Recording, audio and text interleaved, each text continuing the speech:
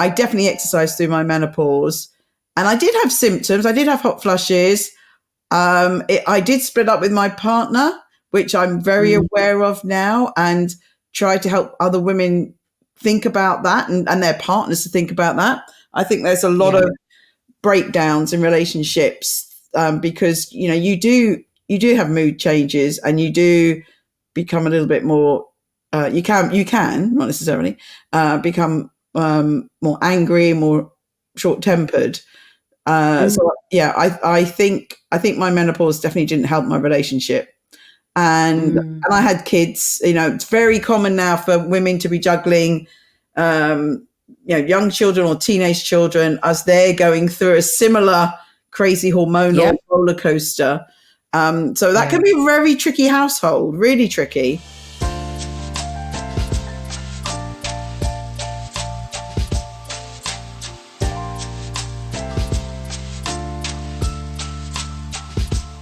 Hello, my lovelies. How are you? How are you doing? It's Karen Arthur here. Welcome to Menopause Whilst Black, Season 6, Episode 4. As always, welcome to Menopause Whilst Black, especially if you're new here. There are lots of people who are still finding Menopause Whilst Black for the first time. If you're new, there are over 50 episodes for you to catch up on. You can find us on Spotify, Audible, Apple Podcasts, and now YouTube. Series 1 to 5 are all audio, and then series 5 and 6 are on YouTube. So you get to see my lovely face and also that of our guests as well. We are committed to sharing the stories of Black people in any stage of menopause, and we would love to reach more and more ears. So if you're new here, welcome. And if you're an OG from day one, welcome even more. I have a doozy of a guest for you today. I always say that, but it's absolutely true. But first of all, I want to say I'm in a fantastic mood. I'm an optimistic person anyway, but certainly I'm in a great mood because it's my birthday week. It was my birthday yesterday. I was 62. I am 62. And I was overwhelmed and felt very loved and cared for and thought of. I'm an Aries. I love the attention anyway. But I want to thank anybody and everybody who reached out to me either on social media or via WhatsApp or however in person to let me know that they were wishing me a happy birthday.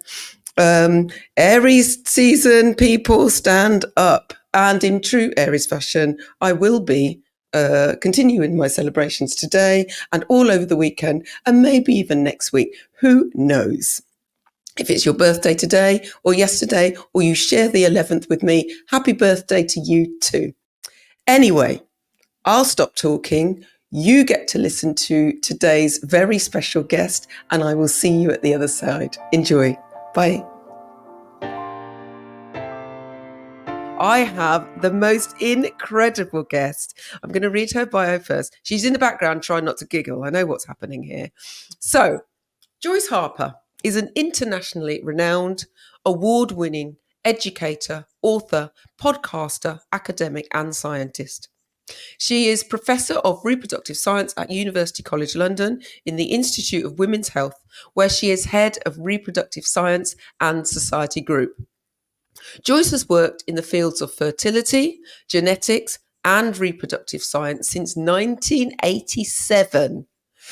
Written over 240 scientific papers, my goodness, and published 3 books. She is leading the development of a UK menopause education and support programme with support from key organisations. Joyce is co-founder of the UK Fertility Education Initiative and founder of the International Reproductive Health Education Collaboration. She is working with schools in the UK and globally to help deliver reproductive health education. Go on, Joyce, welcome. Thank you very much, Karen. We're going to laugh. We are going to laugh. It is what it is. Listeners may not know is that I spent a day with Joyce last week at the Royal College of Physicians, a wonderful day full of information and joy and talking and future thinking around menopause and how to best receive and create equity care for menopause in the UK and beyond. So it was an absolute thrill to be invited. And I'm really glad that we're about to have this chat now, which digs deeper into, I guess, what makes you tick and what your menopause journey is. So, Mrs., who are you? Who am I? Who are you outside of your title? So, outside of my work, I think this is a great question. I've asked many women to think about what do they say? Do they say they're a mother or whatever? So, I am someone who has a huge zest for life. I enjoy being with friends. I enjoy partying. I enjoy dancing, music, and I have lots of hobbies, which I'm sure we'll talk a little bit more about. I'm an avid cold water swimmer. I am a mother. I went through 7 years of fertility treatment to have my gorgeous 3 sons who are all teenagers and beyond. They're all just about to be at uni and one's finishing uni. And yeah, I would say in and outside work, I feel like I am an educator. So I do lots of things outside of my day job. I run a women's group, which is very much about educating and supporting women. I love that. And anybody who's watching YouTube can see Joyce's massive grin. She does have such a zest for life. And it is, it's, you know what, it's nice to talk to you obviously online, but it's even more nourishing to be in Joyce's presence because the energy is palpable. So yes, thank you for this. And what's your heritage? Where are your parents from? This is a great question. So it's a little bit of a long answer, but we'll do it. So We like a long answer. yeah, it's good to show how sometimes we don't, we have confusion. So my parents lived in India in before the 50s, and when Gandhi came in, they had to leave because they were considered white. So they left India, but they on both sides, there are people who are not white for sure. My grandmother on my dad's side was called Black Mary. She looked very much like me. Yeah. On my mother's side, my mum's my colouring. I have siblings who are not my colouring. I'm the darkest in my family, in my siblings. So we definitely had a lot of mixture going on, but we were told that we were on my mum's side, we were told we were Portuguese. On my dad's side, we were told that there was nothing there and it was English and Irish, but there is definitely something there for sure.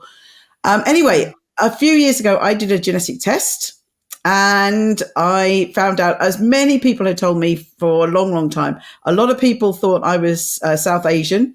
And I said, well, Gandhi chucked us all out, so it would be ironic if we were South Asian. And for sure we were. I'm a third South Asian. And then my mother, before she died, I just managed to get a genetic test done, and she's 50% South Asian. But it's very interesting. I've got cousins in Australia. Now, in the 50s, when they were doing the £10 POM trip from the UK, because all of my mum and dad's family came to the UK, but some of my mum's family went to Australia, including my mum and dad. And I didn't know this till recently, but they didn't let people in who weren't considered white.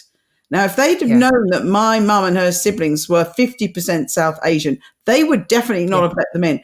And my cousins who stayed there had a lot of racism.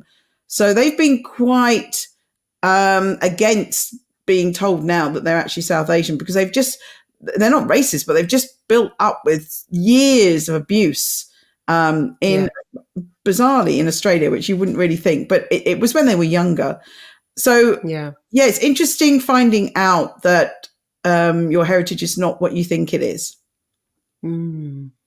That's that. Yeah, it is a long answer, but actually it's an important answer because I suppose we grow up thinking one thing. I remember having a DNA test. Both my parents are from Barbados. My mother is very fair-skinned, and my father is darker than I am.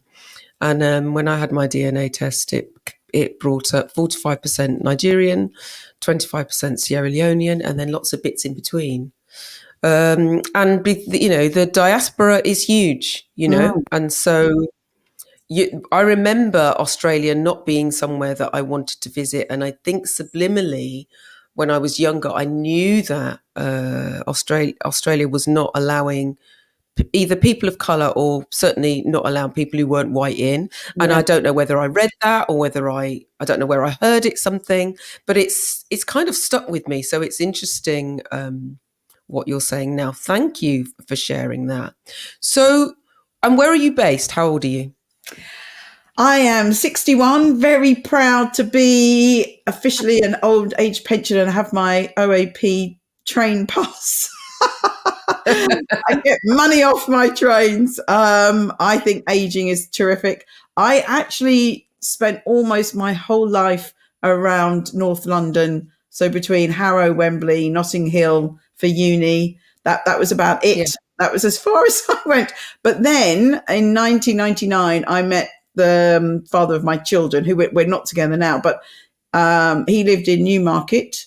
And Okay. I never had wanted to leave. I felt very grounded there, but we made the big decision to move, and we live in a place called Saffron Walden, which is between Stansted Okay. and Cambridge. And it has been a beautiful place to bring up my kids. There's no gangs. It's very tranquil.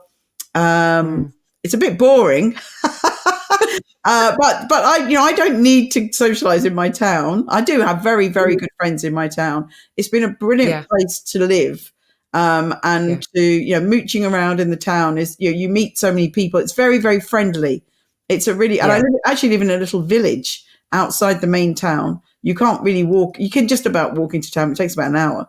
But it's been a beautiful place to bring up 3 boys. And it's been a lot easier than I've seen people that live in London. So I have loved it. I've loved it. It took me a while because I love London and I still go to London. Obviously, I work in London and I love being in a city and I love traveling. I'm very lucky. I travel a lot. The last 6 days I've been in, since I saw you, I've been in Athens and I've been in Brussels. What, in the last week? Oh my goodness me. Since I saw you, Friday I went to Athens for one night and came back Saturday night. Monday I went to Brussels for one night and came back and did loads and loads of work. So it was really... This is a woman who is fully living her best 61-year-old life and beyond. We are the same age. And I feel exactly the same way about aging. I think it's an absolute privilege and I'm enjoying just doing different things and making the most of it. And I hope that people listening to this who are either starting their menopause journey or just feeling a little bit shit actually, and not ready for that, all that aging has to offer. I hope that they take some kind of solace and some kind of encouragement from you, Joyce, and also from me. So who taught you about menopause? So I'm a lecturer. I teach on master's courses in the Institute for Women's Health. So I obviously teach about it. And my story was that I'd done a biochemistry degree and then a PhD, and it was in my first job actually in an embryology lab in an IVF clinic back in '87. It was when I realized how much I didn't know about my body and about women's health. And that's when I learnt lots about it. And that's where my passion came from. When I was learning all this amazing things about fertility. And I just why didn't I know that before? So it was a pleasure to be teaching women's health to my students as I was going through the menopause. And so as I was going through it, I was learning more about it myself. It was when I was writing my last book, when there's a chapter on menopause. So I was writing that at the same time I was going through it. And also I had a student who was doing a project on menopause, and it was looking at a huge data set on women around this time and their lifestyle. And as I was reading this project, I was thinking, okay, the thing that really sprang out to me was exercise. And listen, I'm an exercise freak. I've done a class today. I try and do a class every day or swim every day, which we'll come back to.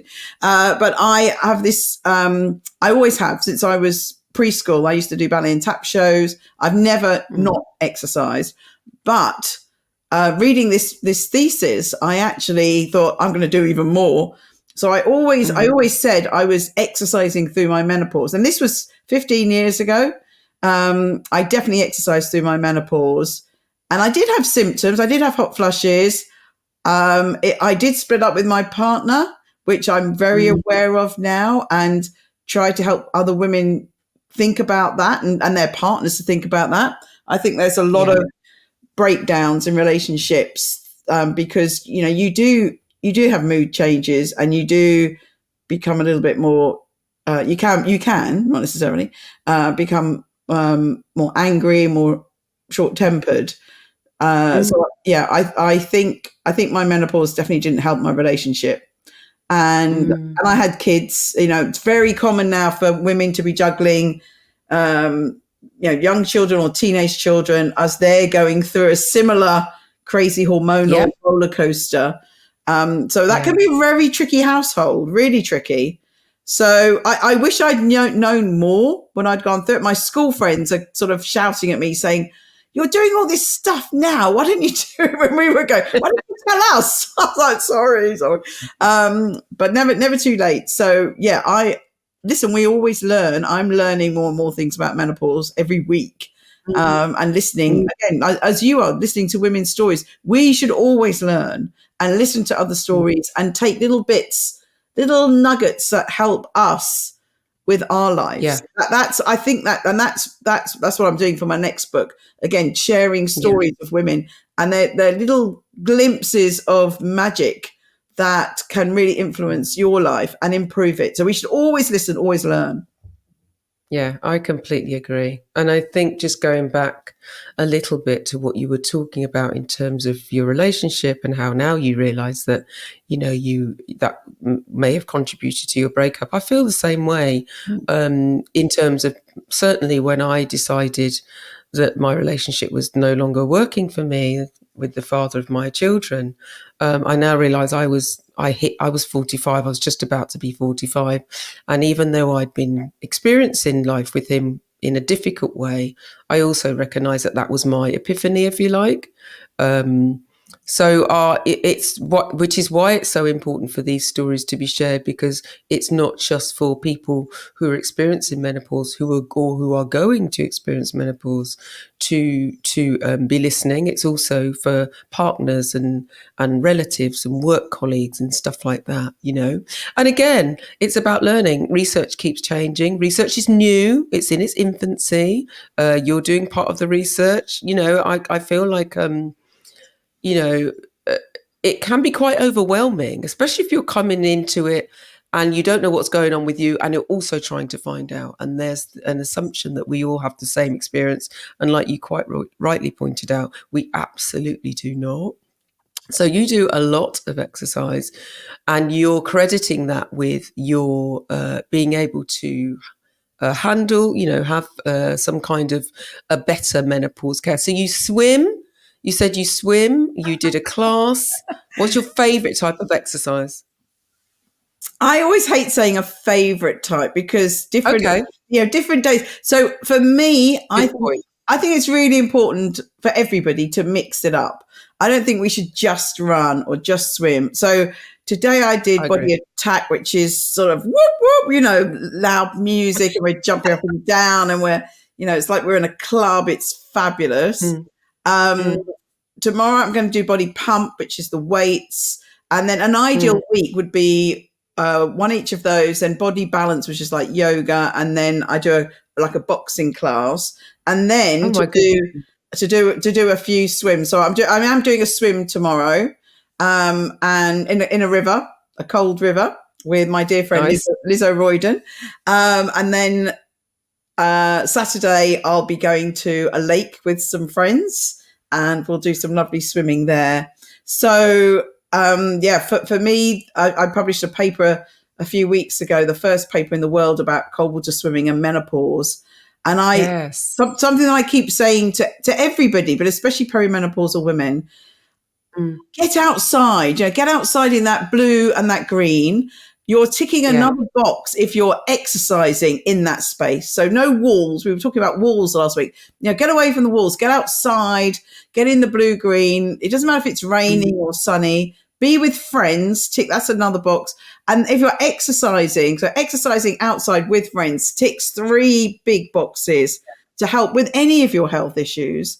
But then if you want to, it's not everyone's cup of tea, but the cold water swimming is, and besides the fact it's an amazing community, the effects of the cold water, and that's what our study showed. The women said the effects of the cold water, it's exhilarating mentally and physically. And it can really, really help with menstrual and menopause symptoms, but even help you with any mental health. There's lots of people running mental health swims. It's a big thing because it's almost impossible to come away from a cold water swim and not feel fantastic. That's why so many people do it. We feel great. We feel really great. I love it. It's really interesting because I've moved to East Sussex and I have the seaside outside my, the ocean outside my door. And I am not yet someone who is necessarily a fan of cold water swimming. The most I'll do is splash cold water on my face. But I wonder what people talk about doing. Listen, allow me. People talk about having cold showers or running the water in your shower at the last 2 minutes cold. Does that have the same effect? Is it second best? What do you think? Does your research extend to that? Yeah, it is second best. I personally haven't done the research, but colleagues that I've worked with have. Right. And we're in a group. I've been so privileged. The people whose research I used to read about cold water swimming, we're now part of a group looking at reproductive health and cold water swimming.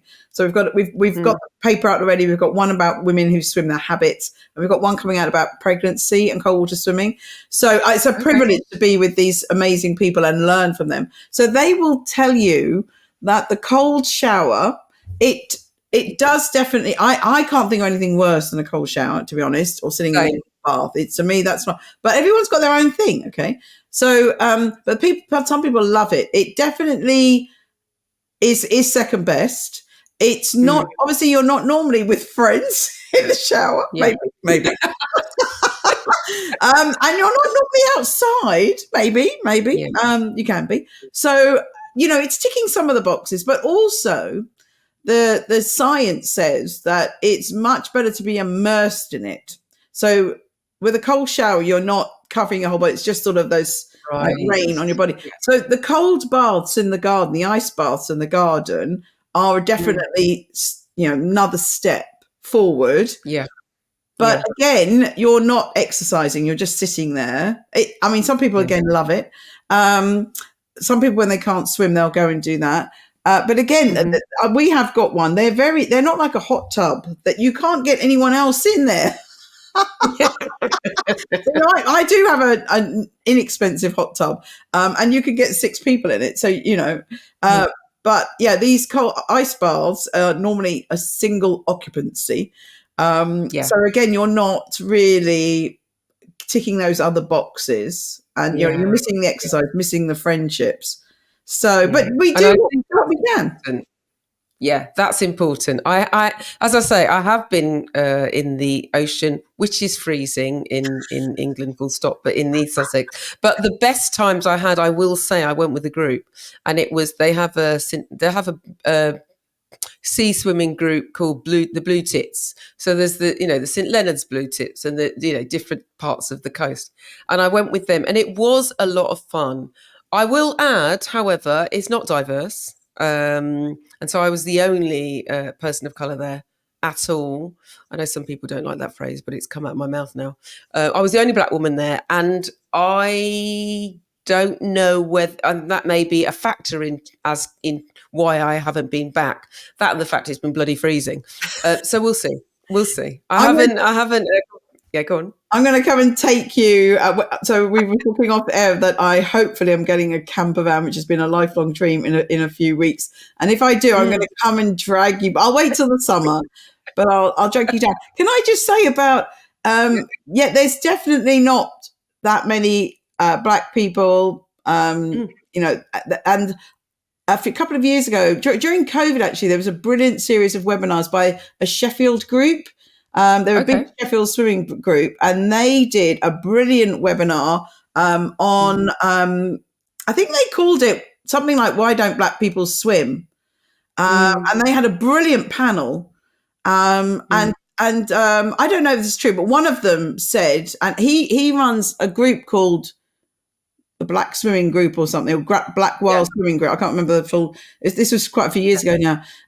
But he said that in his culture, historically, their ancestors, their parents were probably, as you said, somewhere like Barbados, or etc. Yep. And they had a different view of swimming in a swimming pool. And when they came to the UK, their parents had instilled on them that the swimming pool, you're going to die. This was his story, not mine. But he said that so many of his, fellow black people it was very negative towards them about the whole swimming thing. So it's been a generational thing. And he said, we need to try and break it. But then there was another excellent woman on who talked about, her daughter's hair. And she's invented. Yes, that's where I was going. Yeah, she's invented a special swimming hat for big hair. And she said that she was trying to comb her daughter's hair after swimming, and her daughter was shouting at her, and they came and knocked on the door and said, "What are you doing to that child?"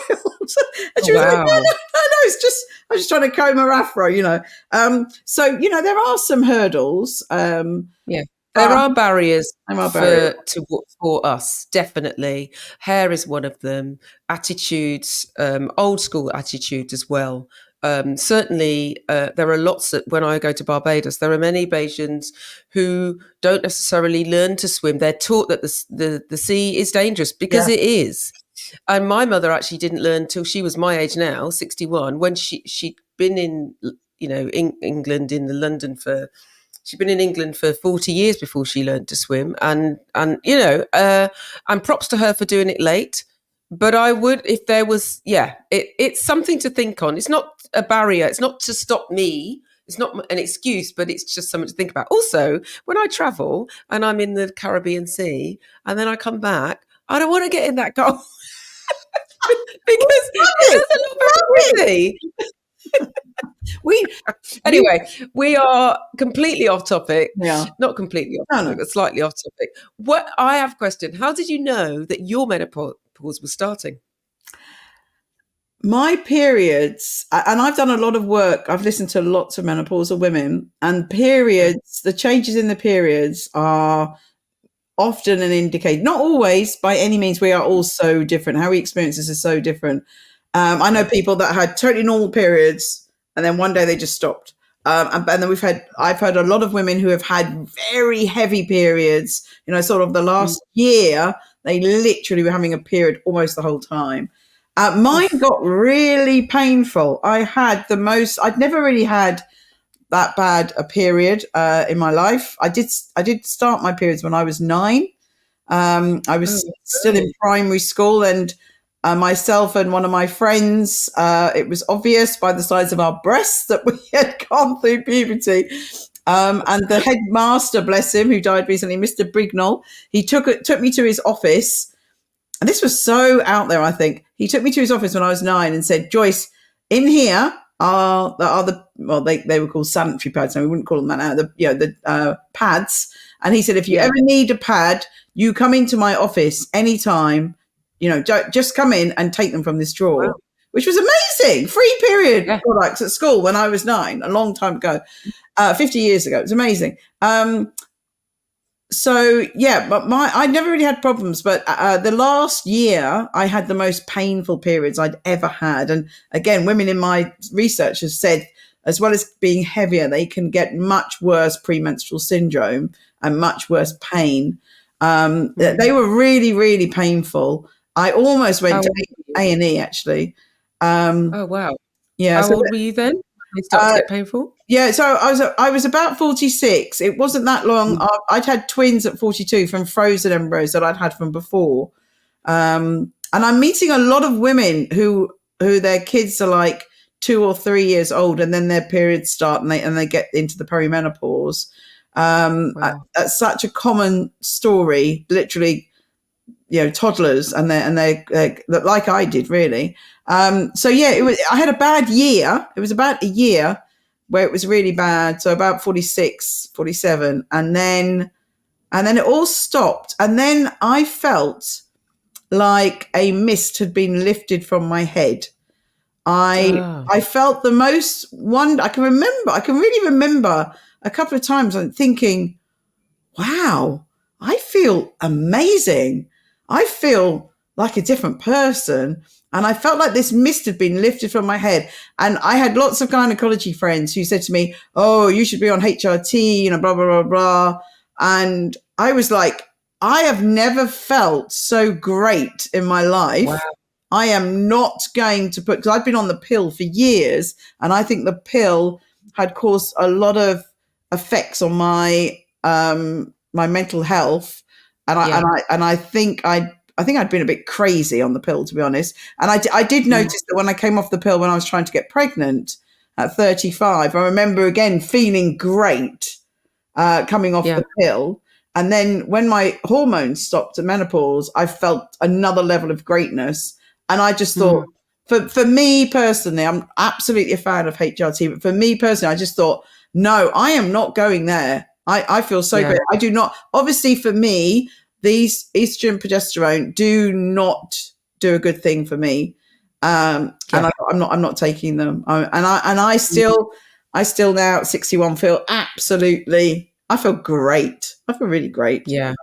So, and you are grabbing life by the short and curlies, and that will be down to well, you are, I mean, and it will be down to you have a lot of energy, but you do a lot of things, I suppose the exercise, in a sense, the camaraderie, the meeting friends, the being outside, the blue and the green, as you put it, helps you to do all the other myriad of things that I read out and more, and show up as the bonkers and beautiful person that you are. So when your period stopped and you were having these, this painful time, what did your doctor say? Did you go to the doctor, or did you just get on with it? I definitely went to the doctor. I definitely had I can remember having a very itchy vagina. Not vulva. Okay. Not vulva. Yeah. It was actually the opening. I was Inside. like, oh, wow. It was really itchy and uncomfortable. And I did have some estrogen pessaries for a while. I did take those for a little while, but then it stopped. So I stopped taking them. But that was the only thing I went to the doctor about. And I really think if you're having symptoms that are affecting you, so, sitting down at night and then wanting itch was not good. It was not how I wanted to spend my evening. And so, anything like that, we should go and see the doctor. I know it's not easy, but if you've got a good doctor, go and see the doctor. And I had some pessaries and it went away. And then I stopped using it. That's totally fine now. But I think but that's the only thing I went about. I think I did have hot flushes. Not everyone gets them. But I've always been super hot. I don't wear tights at all. I wear sandals in the winter. I don't really wear a coat. Oh, wow. I hardly ever wear a coat, which is a shame because I have got some lovely coats and I don't wear them. So yeah, people always say to me, what are you wearing? You haven't got any clothes on. So even when I was 16, I thought I was going to spontaneously combust. I said, I'm so hot. So to get hot flushes wasn't a huge leap. They were annoying. And I know for some women, I've spoken to some women where they literally have like 15 a day and they're sopping wet. And then night sweats, literally they'll wet, their whole bed will be full of sweat and they have to literally get out of bed. And I never really had that, but I am hot all the time. If I wear a coat, if I'm giving a lecture, for example, I have to wear a short sleeve dress and no tights because I will get really hot. Last week, I can't remember what I was. Yes, I was wearing a short sleeve dress with no tights. Yeah, you were. Yeah. In the middle of winter. Meanwhile, I've got 2 jumpers and a vest on. So did you discuss your menopause with anybody else? Your period stopped and you felt like a whole weight had lifted and you felt fantastic and amazing. You were like, no, I'm not going the medical route. I want to do things my way. Did you discuss this with anybody else then? Like, were you a couple of things, maybe how menopause is perceived in your family, or what about your work colleagues? Because you work in the medical profession. So how was it? Were you keeping it to yourself? I can't imagine you keeping anything to yourself, Joyce, but I'm asking the question anyway. Yeah, no, I did talk to my mum and I talked to my sisters. My mum was really quite ill by then, but I had spoken to my mum about it before. And I think that's a really good position. I know most mothers seem to not want to talk about it. It's taboo in older generations, but I think we really should speak to our mums, find out when they went through theirs. I've got 3 sisters, so older sisters. Okay. So we spoke about it. I didn't actually speak to that many friends, but it was around the time when I started doing more on social media, just about. So there were some discussions, but it's fabulous now that the menopause is out there and we're talking about it so much. It's a shame there's so much noise, but there is a lot of noise and it's confusing. Yeah. But I strongly recommend everyone to talk to their friends. The best support you can get are people that are going through a similar life stage than you. So really, really encourage people to talk about it. And it's so great that it is being talked about now.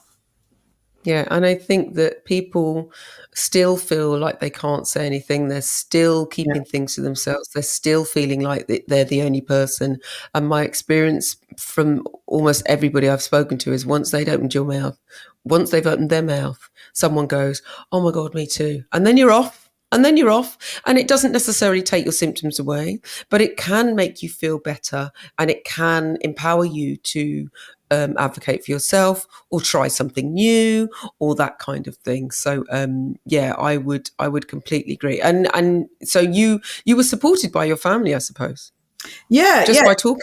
Yeah, lucky to have sisters. And we recently did a project with 15-year-old girls about their periods, and the number one support did come from their family and if they had sisters.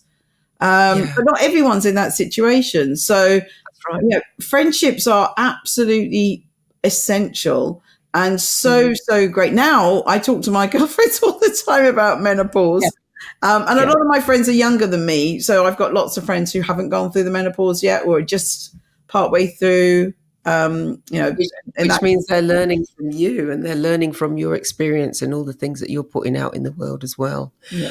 On the topic of noise, what advice would you give to people coming into this arena in terms of, you think something's not quite right and you've gone onto social media and you've clicked on one account and one account's saying one thing and then you click on another account and another account's not only saying the opposite but also maybe throwing shade at the person who said how on earth do people navigate this minefield? Words. It really, really upsets me. And I've had this for decades because I've done a lot of work in the fertility field.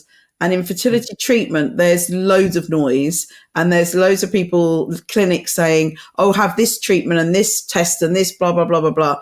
And there's no evidence that they work and they're paying thousands of pounds. And I've been part of 2 big groups who have worked to try and improve the information for patients trying to navigate this. So that's historically where I came from. And I thought, about 6-7 years ago, I thought, I'll start working on menopause now. There won't be all this arguments going on. Oh my goodness me.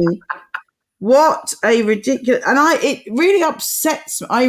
Really, really devastates me because I think it's so sad. And then, some people on social media, some people say, people aren't saying this and people are saying that. And then they can't understand where we're coming from. So I think it's really, really sad situation. So a few years ago, actually, the story is about 6-7 years ago, I love getting people together to talk about things and work together and all bring something different to the table. And about 6-7 years ago, I got together. I was on social media looking at all the menopause stuff, and I thought, there's so many great people out there. Let's get them together and see how we can work together. I'm very much a facilitator. So I got them. I was contacting and speaking to all these people, and we had a meeting arranged. I might get in trouble for this. I've never said this out loud. I've never said this on a broadcast. Anyway, and then I was told there's a person in your group who is not the best person to be in the group. So I shut it down. I listen to people. When someone tells me that, I listen, and because I just think everyone's wonderful. I have this really bad habit of it's a real fault in me. I can only see nice things about people, and then when someone says that person shouldn't be at the table, I listen to them because I know that people are much better at judging character than I am. So I shut it all down, and for sure, this person has gone on to really perpetuate what I look at as negativity and misinformation about menopause. So what I say to everybody is look at the society. So, and unfortunately, the British Menopause Society, their website is not that, it's not designed for the public. It's designed for health professionals. And they have a group called the Women's Health Concern, who are for the public, but it's a little bit buried and it's not as reactive. So if there's something, last week there was a big hoo-ha about some papers that came out in the journal, the Lancet, and the British Menopause Society reacted and made something, but not the Women's Health. Not, as far as I'm aware, I might be wrong.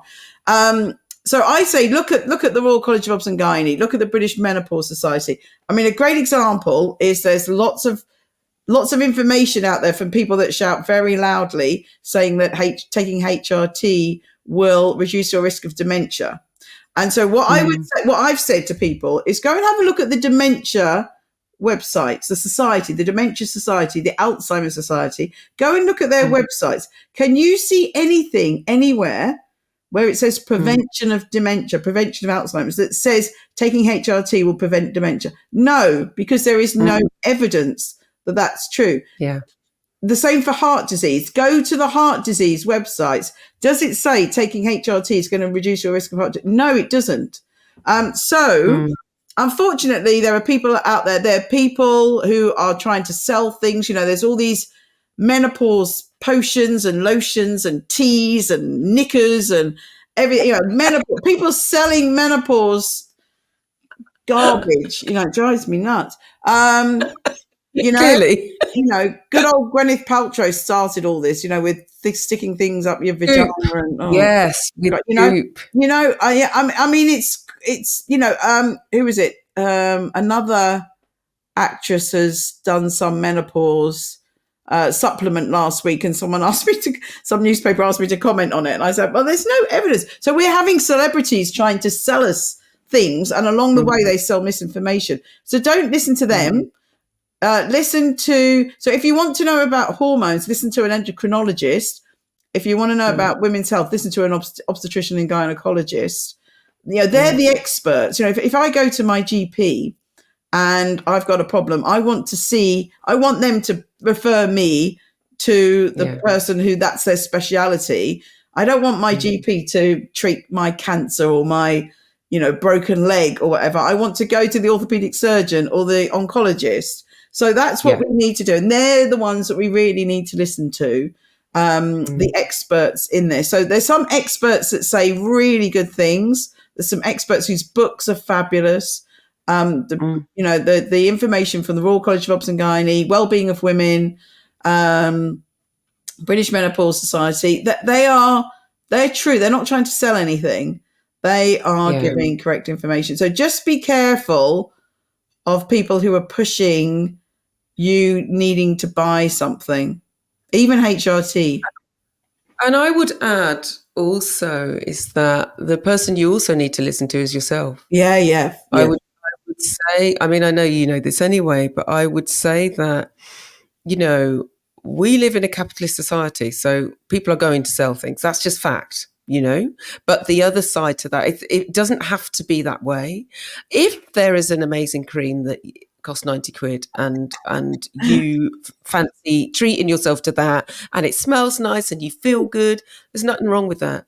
But at the same time, when we're looking for things that are making claims that they're going to change our lives, that they're going to cure things, then be very mindful and wary, and also recognize that what works for one person won't necessarily work for the next person. But I absolutely agree. I find it confusing, and I count myself as being in the menopause space, but I find that when it gets shouty, I go in the opposite direction. I'm like, ooh, I can't react to this. There's too much noise. And there are lots of people who do, and that's fine.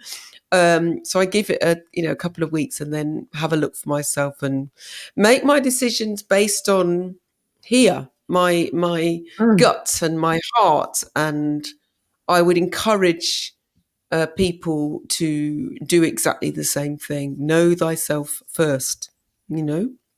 So thank you for your little rant. I hope you don't get in trouble. Didn't name anyone. I named Gwyneth. You didn't. You were very good. I only said Gwyneth. She sued everyone. Yeah, but we don't know. It's fine. I'm pretty sure Gwyneth doesn't listen to this podcast, but you never know. So you went over this earlier about a routine. You have a routine. You do exercise every day. Every day? I try. I really, really try. So I have got I've got a bad knee. Most people have got a bad knee, but when I was 25, it seemed that I pulled my ACL in my knee, which holds your knee together, and it wasn't diagnosed. And I've got some arthritis in my knee. So, and what I find, so the last week, because all the things we did for International Women's Day, the last exercise class I did was last Monday, and it's Monday today. So it's been 7 days. And even though I did a lot of walking every day, I think not doing those squats, not doing those stretches, not doing those, I'm doing bridges and leg lifts and things like that. And I did try, but I literally didn't have the energy. I was chock-a-block till morning, till night. My knee by Friday was hurting. So I did 2 classes on Monday, and then by Friday, my knee was sore. And now today, it's a lot better already. So, that importance of keeping that exercise going. And, women tell me I don't have the time to exercise. And I've just been, the result of that. No proper exercise for a week. And I just think I did go swimming. Actually, I went swimming on Sunday. So that's probably why it feels better. But I just think we do need to make time. We need to think, have we got 15 minutes? Have we got half an hour to do something? There's so much online as well. And we need to get our head tuned into that, because I fundamentally believe that the most important thing for our good health and happiness is to eat good food, not drink too much alcohol, to exercise as much as we can. I mean, I don't think at this age we'll never over-exercise because we won't have the time. I think we need to sleep. I mean, sleeping's my superpower. I sleep like a log. We need to think about our mental health, and we need to think about our community and our friendships, because they make us so happy.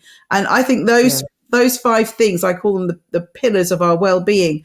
Without them, and I am absolutely a fan of HRT for those women that need it. I know some women who swear by it, but I also know women who say, oh no, I don't exercise. I'm taking HRT, so that's fine. That's not fine. Okay. You need a base level of health, and your base level of health are those 5 things. And what you build on top of that will be the cherry on the cake. If you need to, but I think no matter how you're dealing with menopause, with HRT, without HRT, or with any other drugs or any other treatments, if you're not looking after yourself, Anis Mukherjee, who I love, who's a brilliant endocrinologist, she said it's like having windows open in the house and you're trying to warm the house up. If you've still got a window open, if you're not exercising, if you're not sleeping well, it's not going to work. And that's a great analogy. It's not. You've got to do the whole of those, all 5 of those, to really get the benefits. And I feel very lucky that I have managed to do that my whole life. And I really think it's helped with how I am. Yeah.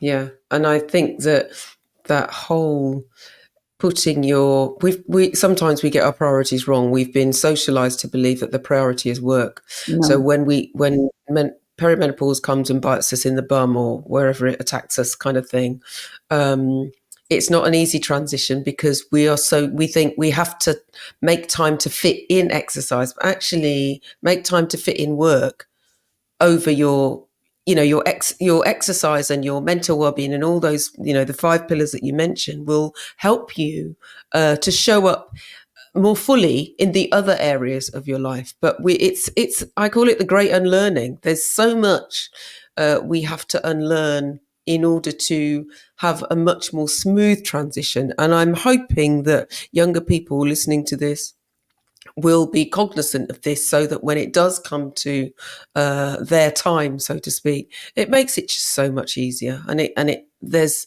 there's still a lot of fear around entering menopause, and it might be the links with the fact that it's aging, the fact that aging is such a bad thing. It is not, newsflash.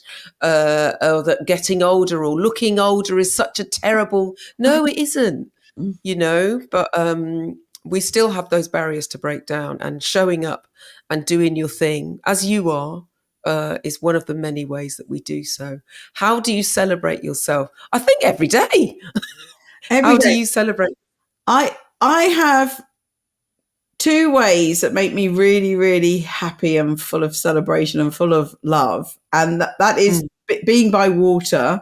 And I hate you that you're living by the sea and you're not going in. No, I'm so sorry. I saw your face. I thought, oh, she's not appreciating my confession right now.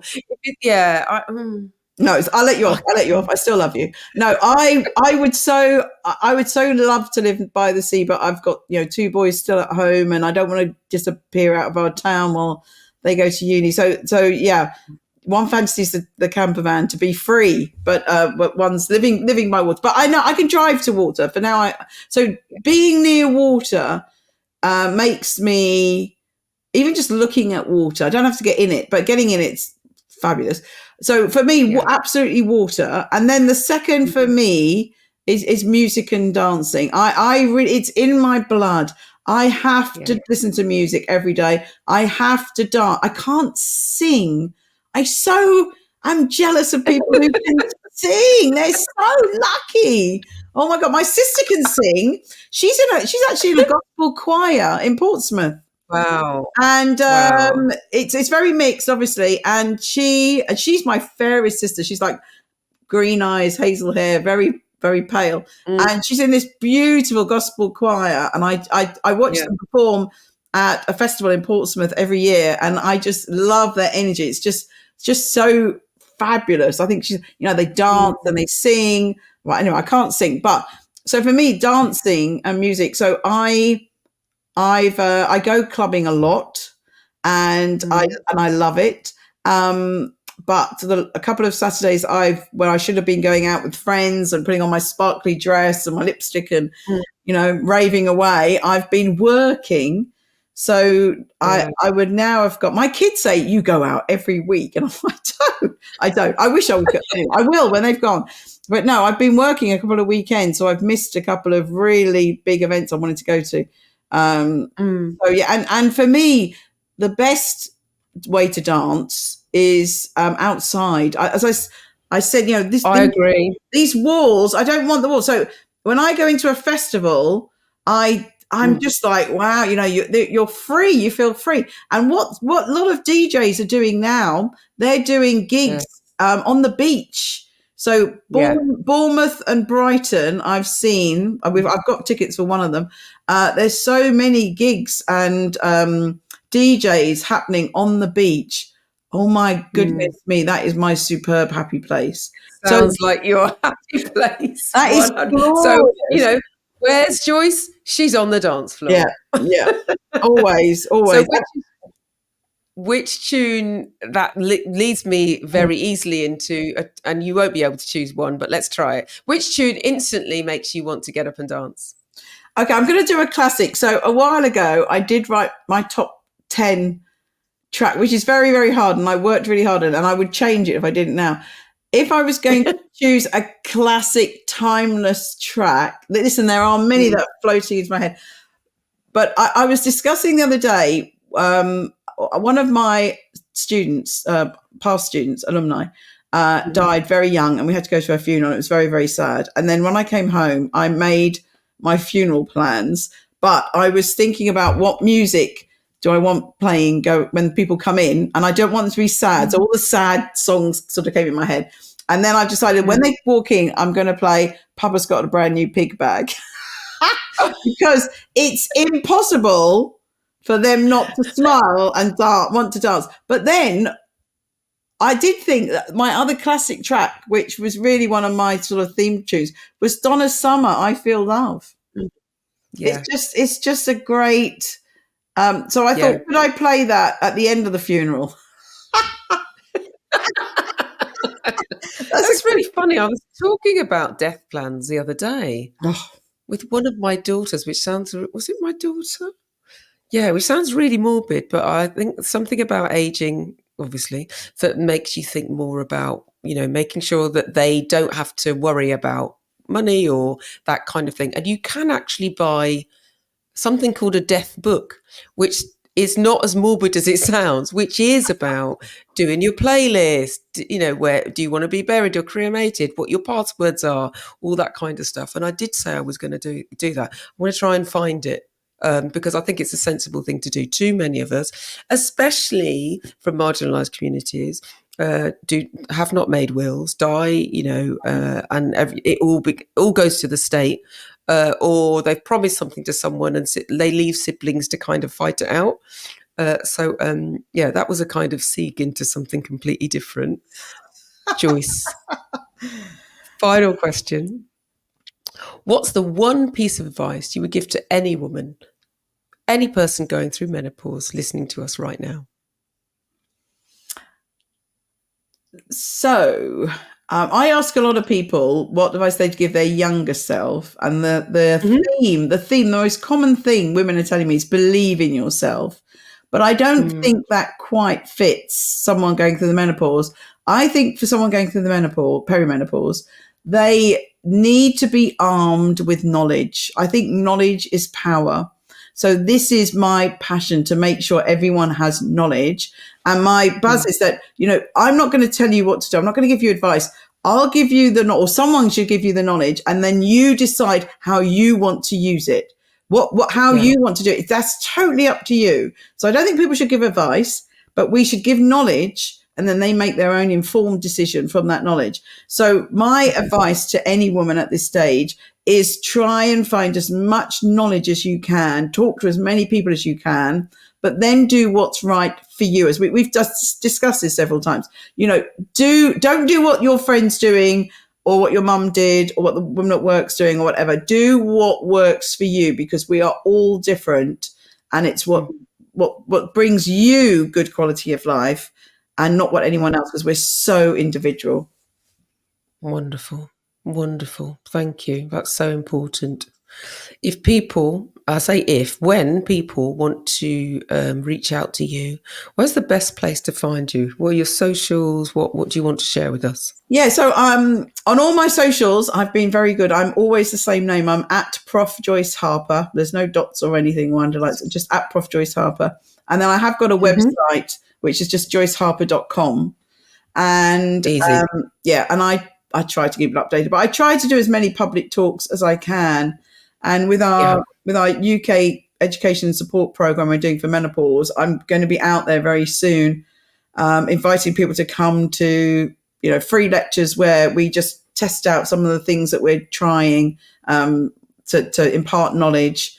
So be, very, very welcome to talk to everybody about and see how we can support women through all stages of their lives. 100%. Joyce, it's been an absolute pleasure. Thank you for bringing the joy, putting the joy in, Joyce. It's easy. Oh my goodness me. Brilliant. Thank you. Professor Joyce Harper. She has a lot of knowledge and a lot to say. And I am so thrilled that she took time out of her very, very busy life to have a chat with me and to talk about, the work that she's doing in the menopause space, but also how she is managing her own menopause care. I was particularly fascinated by two things. One, her 5 pillars. Do you remember what they are? I've got them written down. So it's about eating good food, drinking less alcohol, getting some decent sleep, community friendships, getting out into the community, and finally, finding an exercise that works for you. How many of those boxes are you ticking? How much of that are you able to really help you to bring together your optimum menopause care? And if this is a journey that you're just starting, if you're just coming into perimenopause, or even if you're not quite sure, please reach out to someone. Seek help from a health professional, or drop me a DM on Instagram, or reach out to Professor Joyce Harper. Listen to the voices that work for you.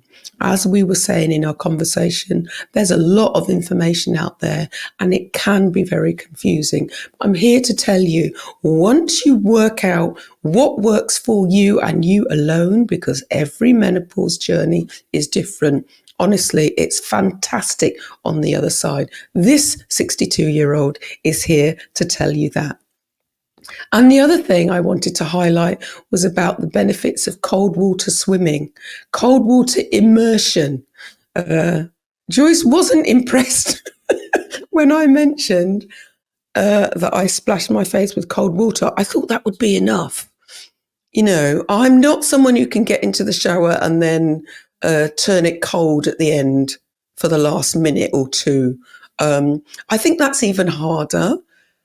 And I fully intended to go cold water swimming in the sea yesterday, but time ran away with me. And to be honest, I was too busy eating chocolate and chatting with my friends. But do you do cold water swimming? Do you do it by the sea? Do you have one of those immersion bath things? Do you sit in the bath in your garden? Or is it something that you are absolutely not going anywhere near? Professor Joyce Harper has written a paper on it. I will put a link in the show notes so that you can read it for yourself and find out exactly what these benefits are. And if you're new to it, I'm sure that you can reach out to her for some tips and tricks to get the best out of this venture. That's it from me. Thank you for being here. Thank you for listening to episode 4.